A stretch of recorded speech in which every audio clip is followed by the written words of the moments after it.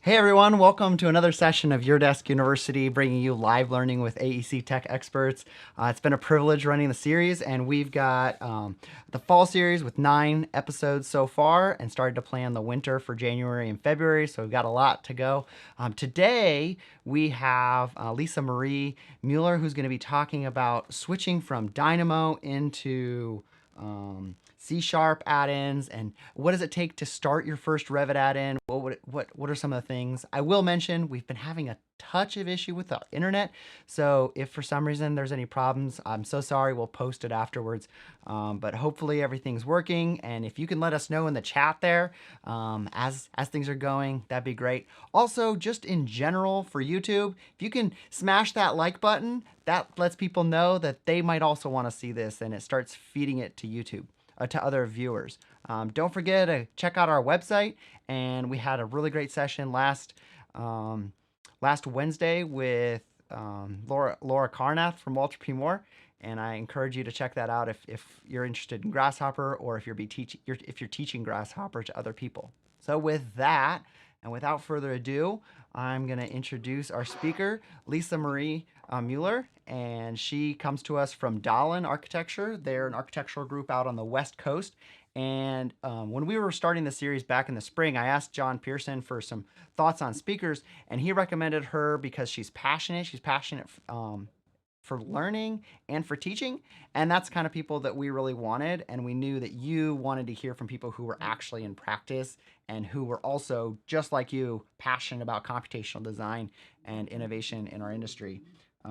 So she runs, if you haven't seen her blog, lm2.me, I highly recommend it. Tons of information on there. You might even get some questions, I'm sure, imagine today, Lisa Marie, just from that. So with that, welcome, and we look forward to hearing some of the things you've got for us today. Great. Thank you so much for that introduction. I will Before share you my, get started, yeah, though, could you tell us something, maybe like how did you get into computational design and this innovation side of architecture? certainly. So I think my first time doing anything was in Grasshopper, actually back at university.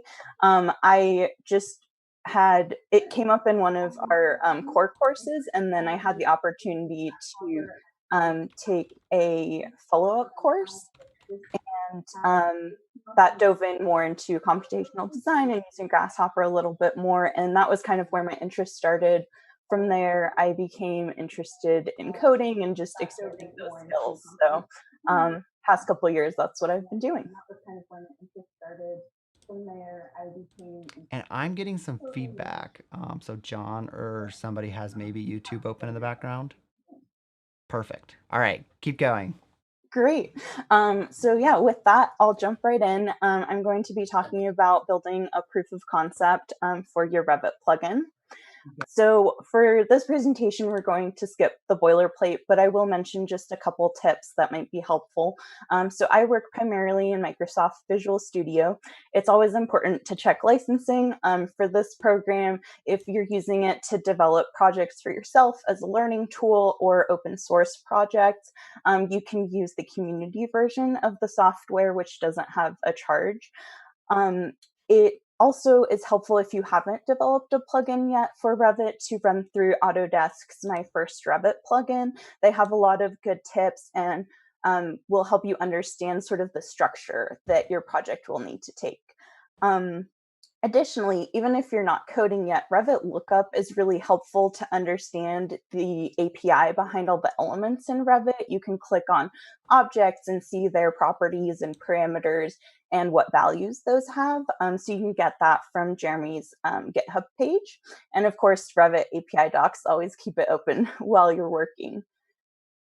So for this presentation, I'm going to run through a plugin that I've been working on for a while now, which places interior elevations. I work primarily with civic projects, and with that, we have a very detailed set because we go out to bid and we elevate every single room in a project. This can be quite tedious, and so I wanted to create a application that can help with that process. Now, when you get started with any idea, there's probably a lot that you would like to cover, and that's always the case for me as well. So on the screen, you can see just a few of the things I wanted to accomplish. Placing elevations, making sure they're at the center of the room, looking at phases, looking at cropping them, masking regions, renaming them, and then always the most important part, the user interface needs to work as well. So that can be really overwhelming at first, and it might be hard to figure out where to start.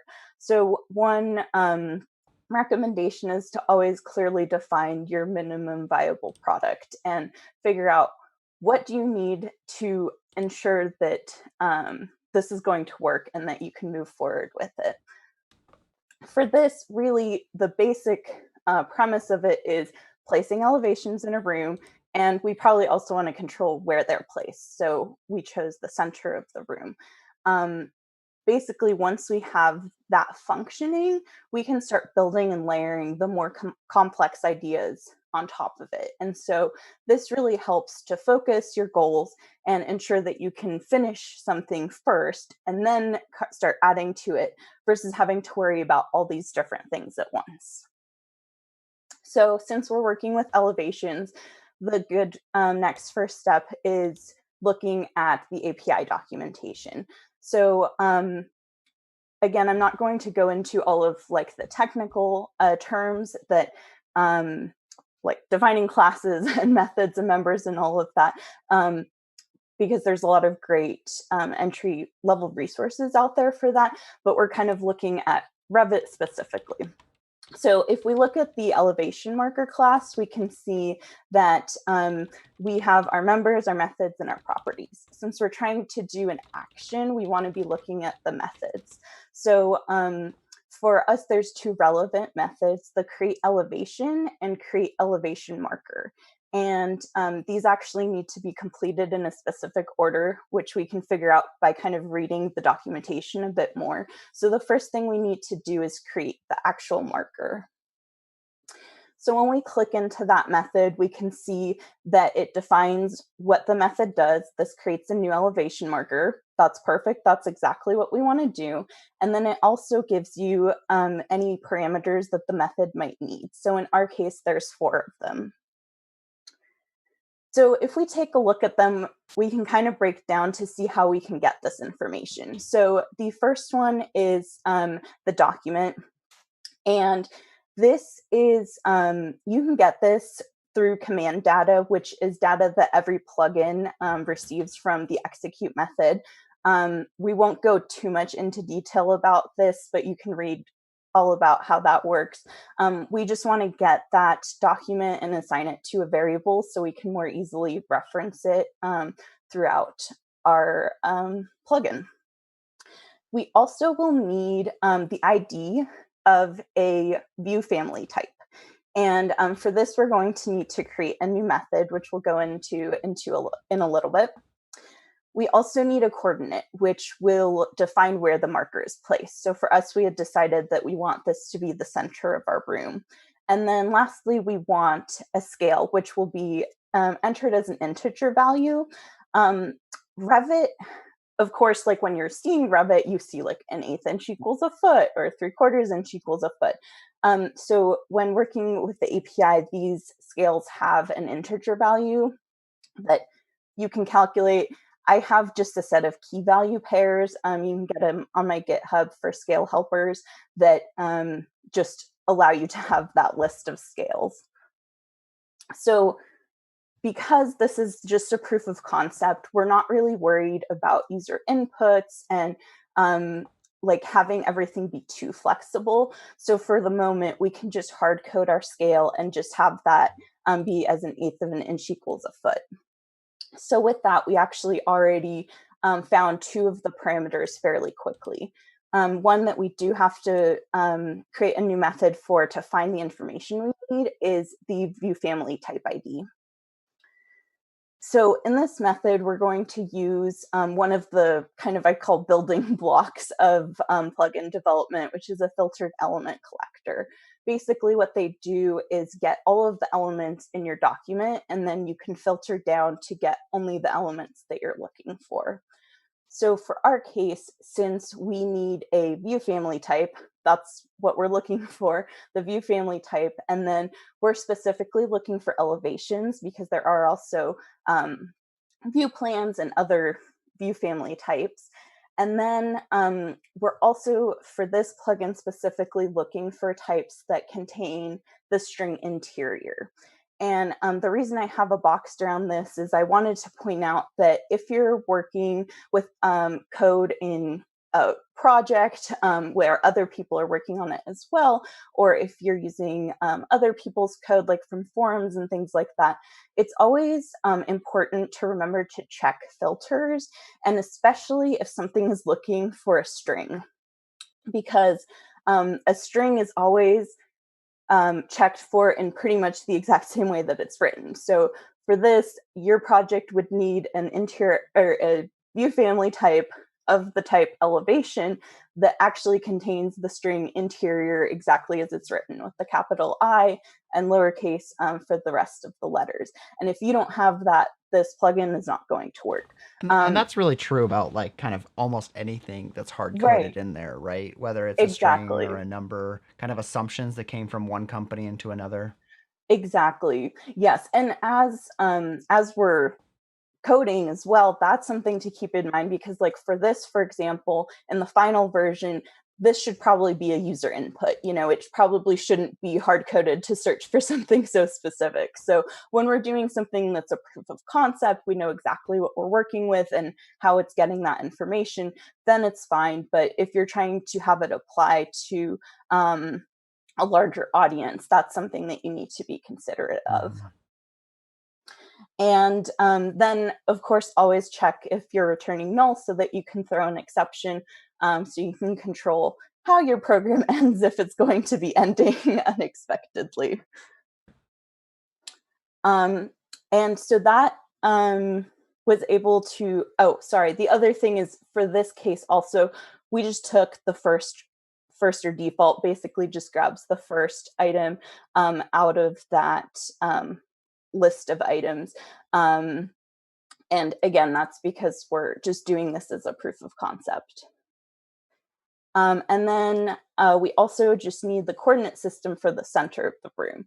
So in order to do that, we're also going to first collect rooms, and then we'll write a new method to get the center.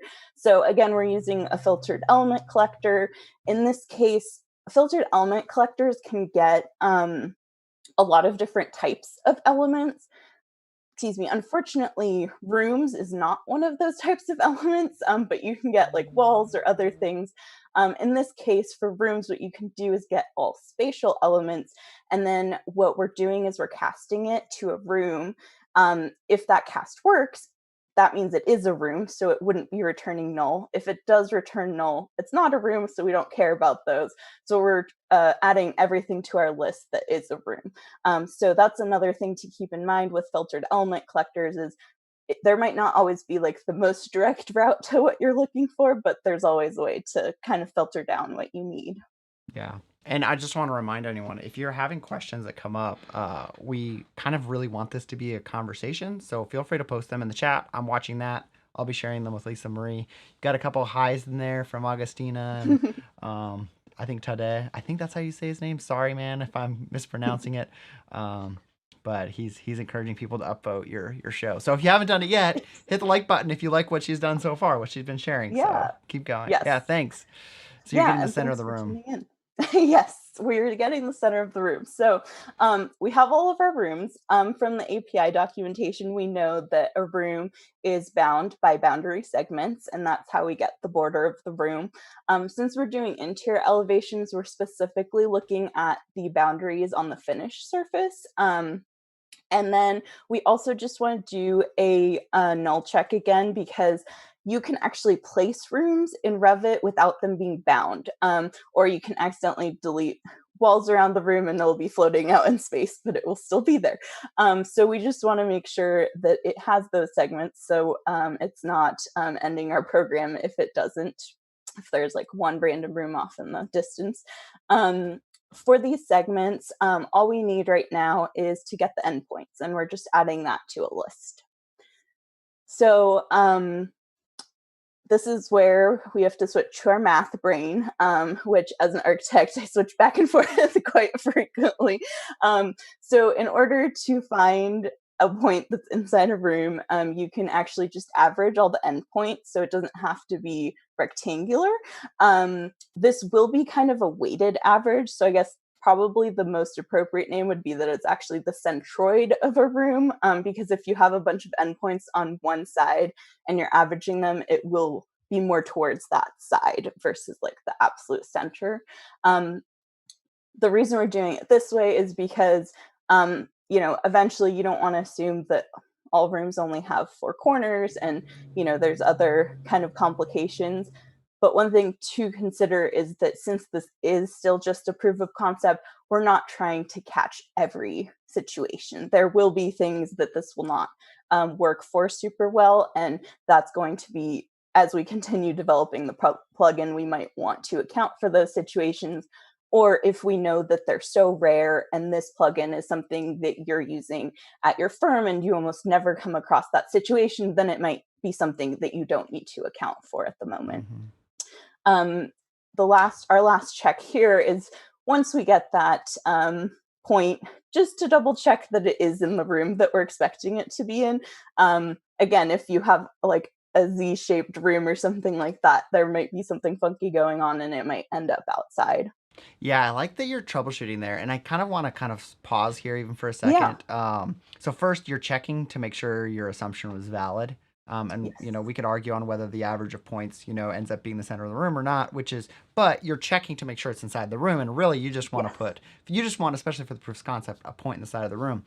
But I think Right. when I think about our like today's audience is really Dynamo users who are trying to make their transition Yes. into C sharp. To do maybe their first Revit add-in. Could you talk a little bit about inputs and outputs and I don't know what it's called, but basically naming or typing your variables? Could you talk just a Yes, moment about that? certainly. I don't think we need to do a full C sharp, intro class, Right. but I think that for that group of people, it might be Yes. might be helpful. Certainly. Yes. So actually a good parallel is generally if you're using Dynamo nodes, a lot of those nodes can vaguely equate to methods in programming in the sense of like you put something into them, they do something with that information, and usually they output something or they perform an action or something like that.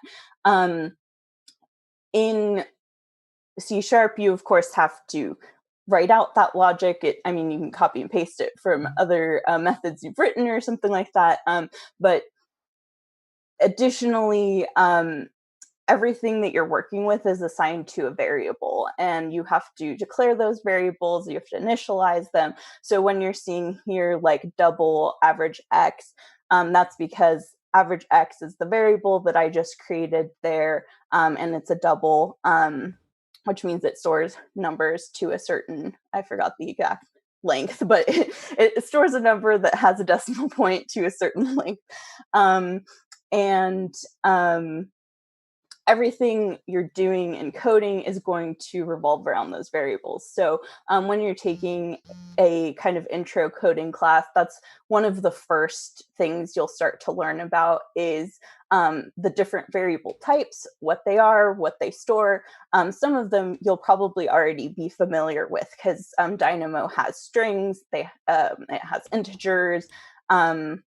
So there is definitely a lot of connections. There's a lot that you can build upon from your Dynamo knowledge to start coding.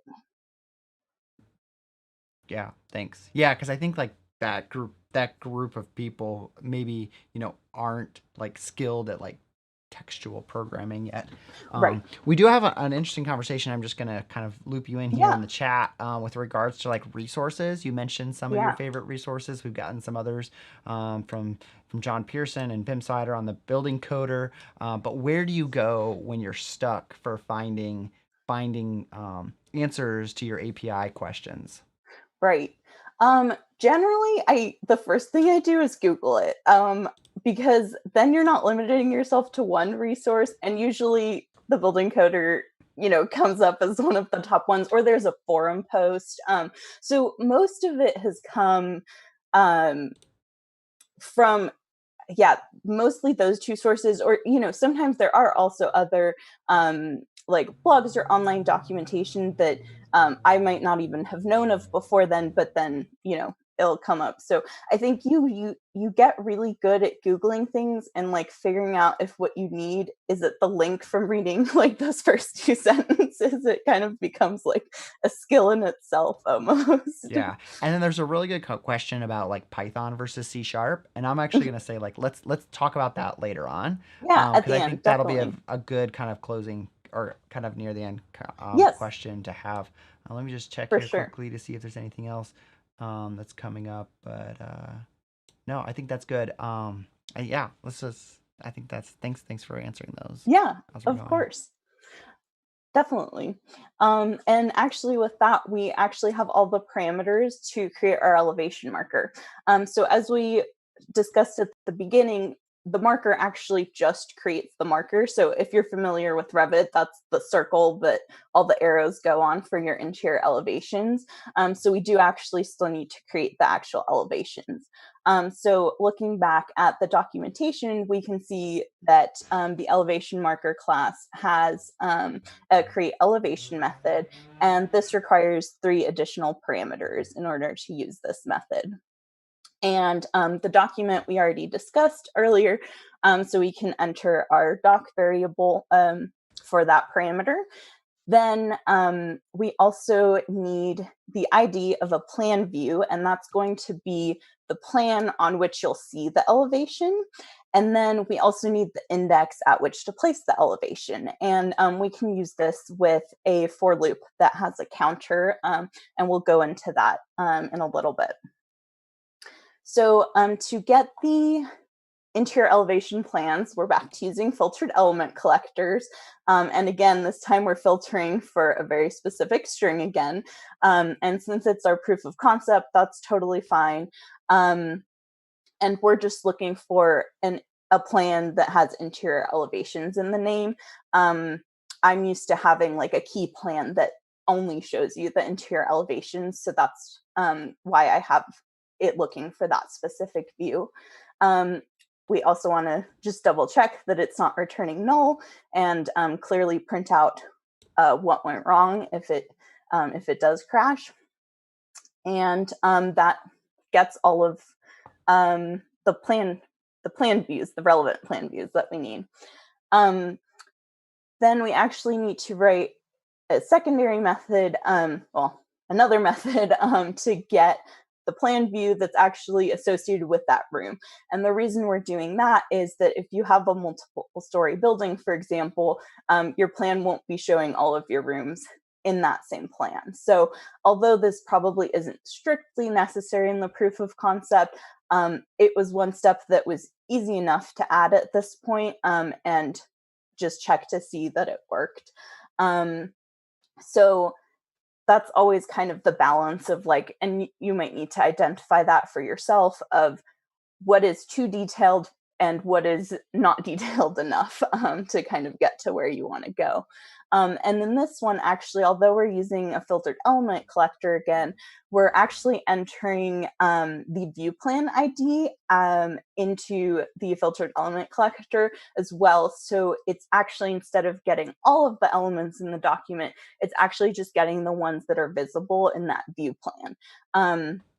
Then we have to do our check for spatial elements, cast to the room, and then we're comparing the ID of the room, that's the rooms that are in that view plan, with the room that we're trying to create the elevation for. If they match, that means it's visible in that view plan, in which case we want to return it. In this case, we also have a debug statement here at the bottom, because if we're going through this, the for each loop, if the program finds a view plan that has that room that we're working on visible, it will return the view plan and end here. So if it finishes the for each loop, hasn't found a view plan, then we know that there's no plan that's visible on. So that's where we want to print our debug statement, which will print to the Revit journal file. And this is like a slightly more cleaned up version, because I didn't want to have like a million debug statements through the code that I was showing you all, but I use a lot of debug statements because if you're running something, it's very helpful to know what happened. You can also print out parameter values and things like that to help you understand what's happening as you go along and what's going wrong with your code. And then the last thing is just the index for the counter. And so you can see here, we have to write this into the method that is actually creating the elevations. So this is our place elevations method. So the first line is what we had worked on previously to create that marker. Then we have a for loop for with a counter.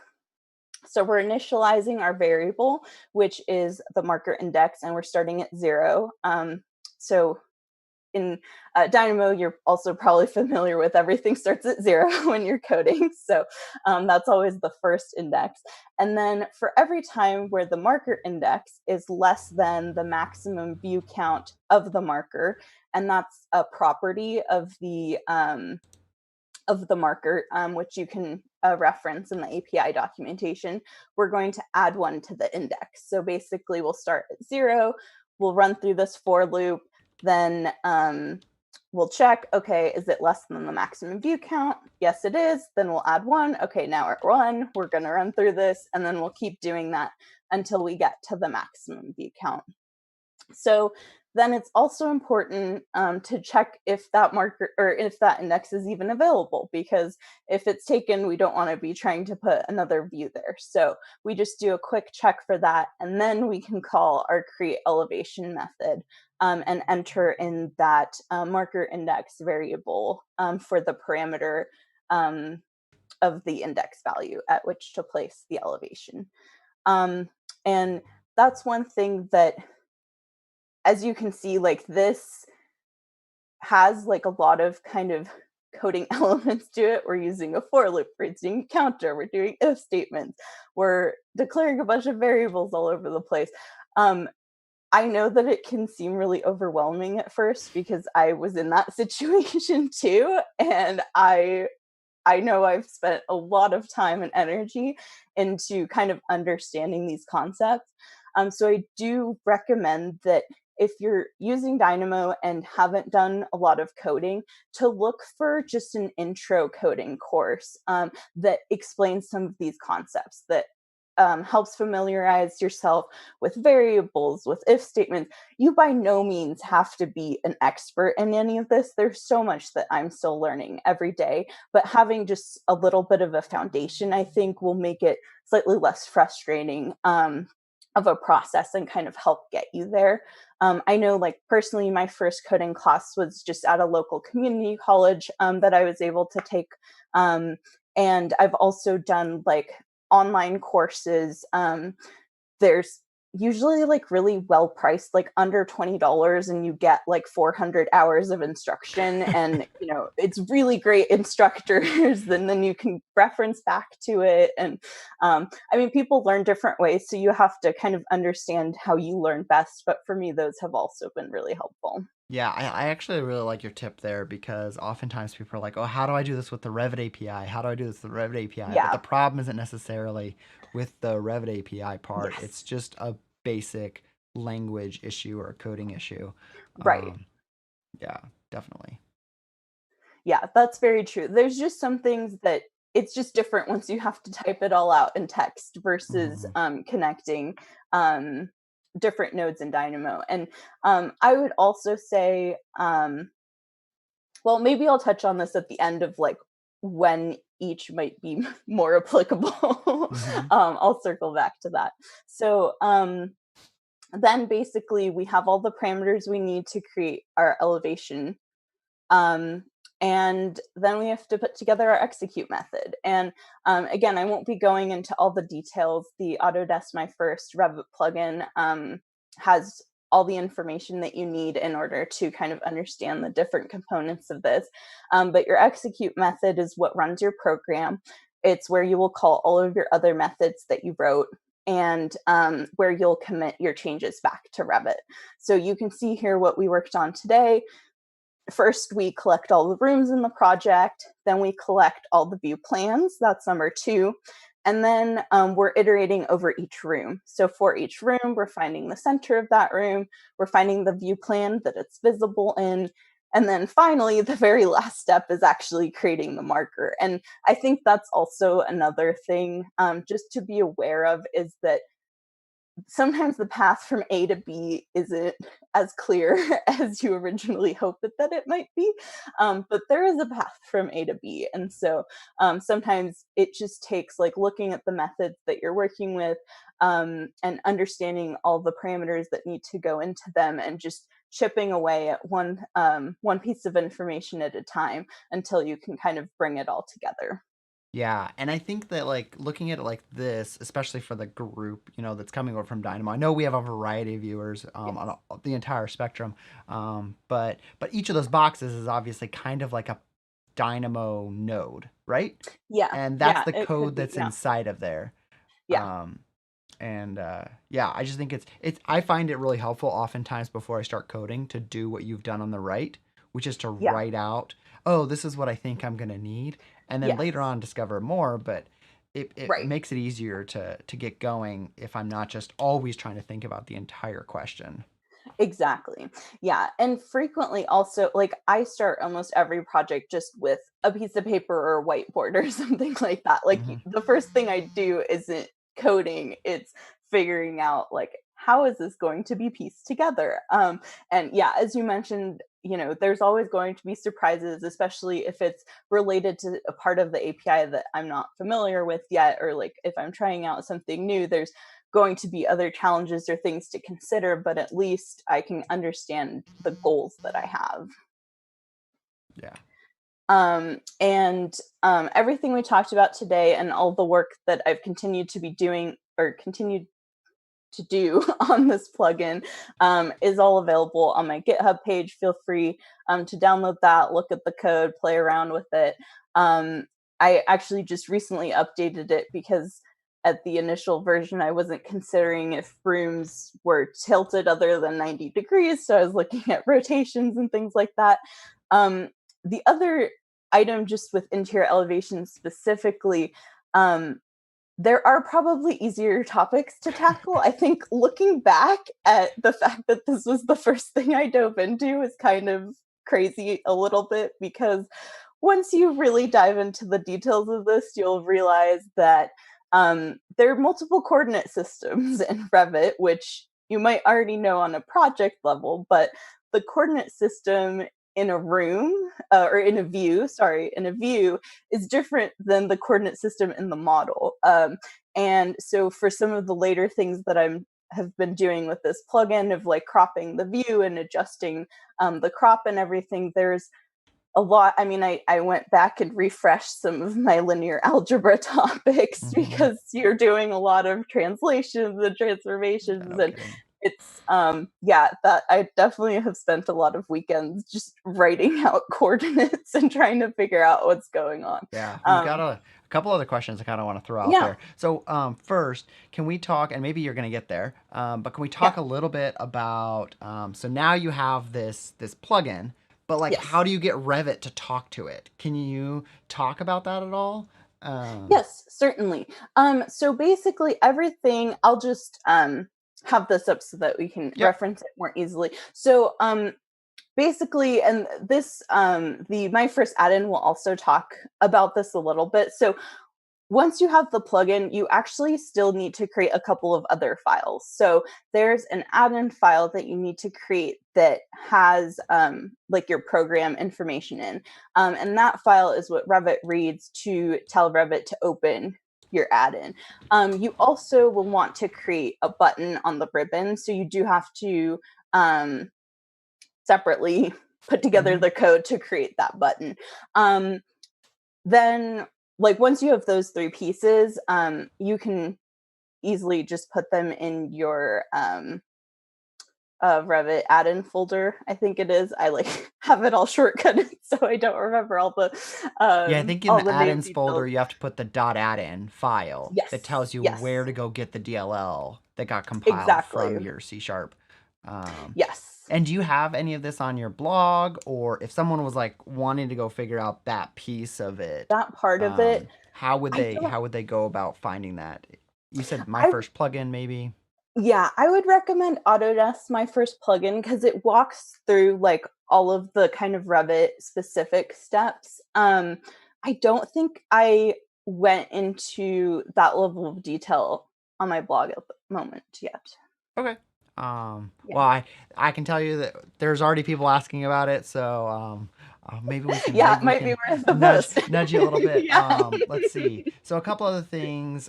Where so is this the first Revit add-in that you built back in the day, or how did you get started, and where are you on your path, and where do you see yourself Yeah, in the next 6 to 12 months right. in this innovation space? Yeah, Good definitely. question, by the way, too. Yeah, definitely. Yeah, this was the first plugin I built, and I've been working through that very long list that we had at the beginning. So I've, you know, dealt with cropping views and adding to it. So um, that has been a side project for the past while. I think it's actually been close to a year at this point. When you're doing something in your free time, you don't realize how much longer it takes, but then a very long time has gone. And yeah, so that was my first add-in. I've also done a couple other things. I've pulled out one of the things this plugin does is renames the elevation in relationship to the view to the room. So I pulled that out as a separate one in case you already have the elevation views. I was looking at it for exterior storefront elevations. Um, Recently I've been doing some stuff just with playing around with text editing. I mean, like I said, this has mostly been my sort of like hobby side situation just to fuel my own interest. And I really enjoyed learning and having new challenges to tackle. And this has definitely provided that. And so it's just kind of whatever I'm interested in next. And I just, in terms of the blog, really just want to share what I'm learning so that other people aren't running into the same issues. If somebody's already found a solution, I'm a big proponent of just sharing that so other people can build upon it. Yeah, and I saw recently you did one on ROI. So you've got a lot of interesting Yes. things on there. Okay, so I want to come Yeah. back to the C Sharp versus Python Yes. conversation because I do think like Definitely. that it's definitely for someone building their first plugin. It's definitely an Yeah. interesting conversation. Yes. So you've shown us kind of the direction of C Sharp, Hmm. and I from my understanding, I mean, I do mostly Python. I don't, Yeah. if I remember from our conversations, you're not doing a lot of Python. You're mostly C Not a Sharp. ton, no. Yeah, primarily C sharp. Um, Yeah. could you say, like, before we get more into the Python versus C Sharp, Yeah. could you tell me more about why you went the C Sharp direction in your learning, or how like in the short version how you got to the C Sharp direction for yourself, Yeah, just to frame definitely. the conversation? Right, right. Yeah, I mean, I actually started in C++, and I think that's kind of why I went over to C Sharp, just because that related to Revit, which is the software that I was working in. In terms of that versus Python, I mean, I've written things like custom nodes and stuff in Python. It's just not that many. I think primarily the reason I chose C sharp as my focus is because I was interested in the add-in because that was something that I hadn't done a lot of. So I don't think it was like a crazy thought out like strategic plan or anything like that. Yeah, and until just a few years ago, really, if you were going to be doing add-ins inside of Revit, you had to be doing them. I think in Yes. C Sharp, or I can't remember if it was Visual. I think it's Visual Basic. Yeah, Is that right? yeah. I One of those think kind of so, if two. I'm remembering correctly. So I actually found PyRevit probably, I don't know, maybe I guess probably 4 or 5 years ago when it was just starting out, and I got into Python, and I see some people in the chat are also kind of Python users, Yeah. and they started their first add-ins, or kind of like asking about, well, why not do the first add-in in PyRevit? Right. And I almost kind of want to again sidestep that for a moment and say, like, well, if you're starting Python and you're starting to figure this out, a lot of what you shared really does apply. Oh, yes. And for those people who are going that direction, one of the hard things to do at first is, oh no, I can't find any Revit examples in Python. And over the last couple of years, that's significantly Yeah. expanded. But the nice thing is, if I'm got you in side-by-side mode here, if I go back to the main mode so we can look at the text here, all these named of like XYZ in front of the room center, like if I take C# code, it's really pretty easy to convert this into Iron Python. Again, Python and Iron Python are slightly different, but Iron Python can take advantage of almost all. I'm call me out if I'm wrong, please, somebody in the chat. But you can do nearly all the C# things in Iron Python, with the implementation of PyRevit, basically creating your toolbar and all of that for you. So when you're looking for example code, it's really about converting it, and some of that comes from examples. I saw someone said the curly brackets gives them anxieties, and really when I'm converting C# into Python, I just oftentimes take out all the curly brackets and add indentations at those locations. And then I go through, I obviously remove the semicolons at the end, and then I remove that name. I think is it called typing of the variables, where you put like the XYZ in front of room center or the list room. Declaring your variable. Thank you. I just take away the declaring statement in front of every variable because Iron Python doesn't require that. And just from that, almost like that's 80% of the work right there. There's a couple other tiny things, like looking at this where you say like for each room, R in all rooms. You could just do for R in all rooms and then colon, and that's kind of like the quick conversion from anybody's C# stuff into Python. So for those who are interested in that direction, it's a lot. It's also possible. I do think there's also benefits to C#. So I don't want to like tell everyone like Python's the only way to go. There's a lot of benefits to C#, especially with regards to, I think, with compiling and error handling and a lot of that kind of like stability side of things that can come with the code. But obviously, if anybody else wants to throw in those comments, please feel free to share them in the chat, in the comments afterwards. I know everyone doesn't watch this live. But yeah, thanks so much. Oh my goodness.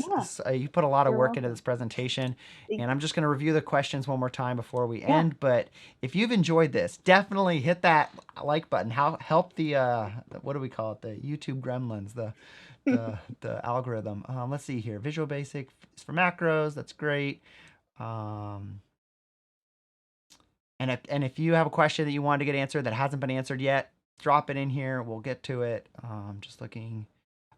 So lots of Dynamo scripts, and want to be making add-in buttons from the Dynamo scripts. I know there's been a couple other different interesting directions to do that. Do you have any experience? Have you seen that done at all? There was some chat in the chat, just so you're aware. John, maybe you're even watching it. John posted something about about PyRevit being able to call DYN files, which is great. And then I know he did some testing on it and recently released it on Notion. But have you looked at that at all? I have not personally, no. So, I know there's one other one. It's like I'm blanking on it, but it's a Dynamo, basically a Dynamo running application. I can't remember what it was called, but it made buttons on the plugin, because not everyone really is going to get into Dynamo, and the benefit here is, that's fine. Well, thanks so much for being on the show. Thanks for putting all the things you do into your blog and being such an integral part of this community. And I think I forgot to mention at the end, but thanks for all the ways that you're involved in our leadership team and putting together some of those highlight reels that we've been able to post recently. Everyone can give her credit for that. Thank you so much for the two people who posted. Dino is what it's called. It's basically like a toolbar creator, and of course we have Dynamo Player. So thank you so much, and we will see everyone next Wednesday with I think it's Python visualization and web development. So we'll be looking at, speaking of Python, we'll be looking at Bokeh and how to create a web app using that for data visualization. So with that, see you guys all next week.